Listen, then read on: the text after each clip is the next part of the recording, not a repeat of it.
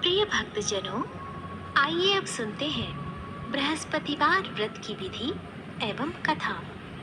इस दिन बृहस्पतेश्वर महादेव जी की पूजा होती है। दिन में एक समय ही भोजन करें, पीले वस्त्र धारण करें, पीले पुष्पों को धारण करें। भोजन भी चने की दाल का ही होना चाहिए, नमक नहीं खाना चाहिए। पीले रंग का फूल, चने की दाल, पीले कपड़े तथा पीले चंदन से पूजा करनी चाहिए। पूजन के पश्चात कथा सुननी चाहिए। इस व्रत के करने से बृहस्पति जी अति प्रसन्न होते हैं तथा धन और विद्या का लाभ होता है। स्त्रियों के लिए ये व्रत अति आवश्यक है। इस व्रत में केले का पूजन होता है। कथा। किसी गांव में एक साहूकार रहता था, जिसके घर में अन्न, वस्त्र और धन किसी की कोई कमी नहीं थी।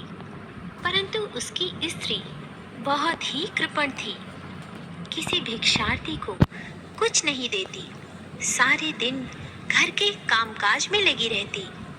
एक समय एक साधु महात्मा बृहस्पतिवार के दिन उसके द्वार पर आए और भिक्षा की याचना की। स्त्री उस समय घर के आंगन को लीप रही थी।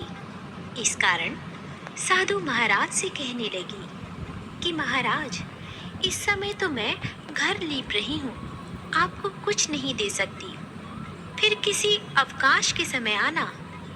साधु महात्मा खाली हाथ चले गए।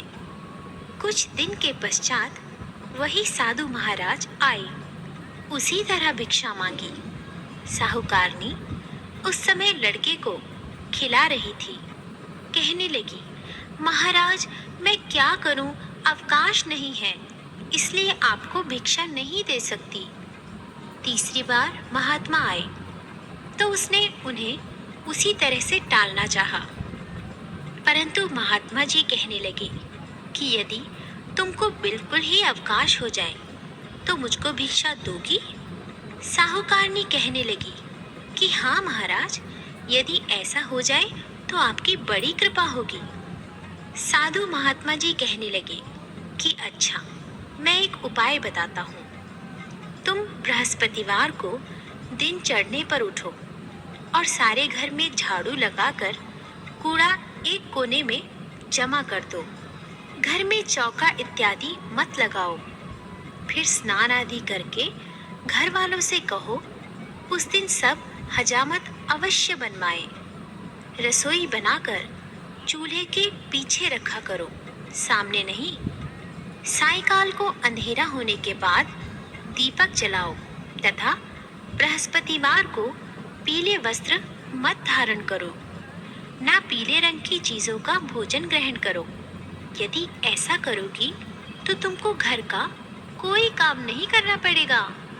साहूकारनी ने ऐसा ही किया। बृहस्पतिवार को दिन चढ़े उठी, झाड़ू लगाकर कूड़े को घर में ही जमा कर दिया। पुरुषों ने हजामत बनवाई, भोजन बनवाकर चूल्हे के पीछे रखा। वह सब बृहस्पतिवारों को ऐसा ही करती रही। अब कुछ काल बाद उसके घर में खाने को दाना न रहा। थोड़े दिनों में महात्मा फिर आए और भिक्षा मांगी, परंतु सेठानी ने कहा, महाराज, मेरे घर में खाने को अन्न नहीं है, आपको क्या दे सकती हूँ? तब महात्मा ने कहा कि जब तुम्हारे घर में सब कुछ था तब भी तुम कुछ नहीं देती थी। अब पूरा पूरा अवकाश है, तब भी कुछ नहीं दे रही हो। तुम क्या चाहती हो वह कहो। तब सेठानी ने हाथ जोड़कर प्रार्थना की, महाराज, अब कोई ऐसा उपाय बताओ कि मेरे पहले जैसा धन धान्य हो जाए। अब मैं प्रतिज्ञा करती हूँ कि आप जैसा कहेंगे वैसा ही करूँगी। तब महात्मा जी ने कहा, बृहस्पतिवार को प्रातःकाल उठकर स्नानादि से निवृत्त होकर घर को गौ के गोबर से लीपो तथा घर के पुरुष हजामत ना बनवाए। भूखों को अन्न जल देती रहो। ठीक सायंकाल दीपक जलाओ।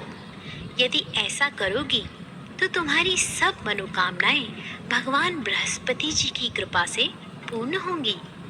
सेठानी ने ऐसा ही किया और उसके घर में धन धान्य वैसा ही हो गया जैसा कि पहले था।